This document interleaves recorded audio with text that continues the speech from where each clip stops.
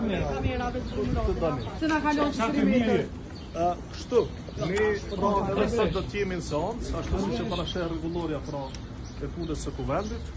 Gjithsesi, ajo çfarë duhet të kuptojmë edhe subjektet opozitare, pra që janë tash në kuvend, që kanë numra të kuvend, kanë deputet kuvend, është se sipas kushtetutës, sipas interpretimeve nga gjykata kushtetuese, pra e drejta për të propozuar dhe për të pas pozitën e kryekuvendarit i takon ekskluzivisht partisë fituese. Në këtë rast lëvizjes vetëvendosje.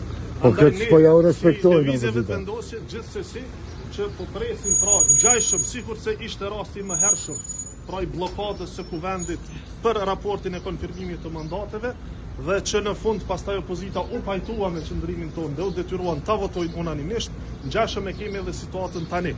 Kushtetuta thot, si dhe interpretimi i gjykatës kushtetuese e thot që të gjithë deputetët duhet të marrin pjesë. Pra nuk është çështje e diskutimit apo diskrecion i propozimit nga subjekte të tjera.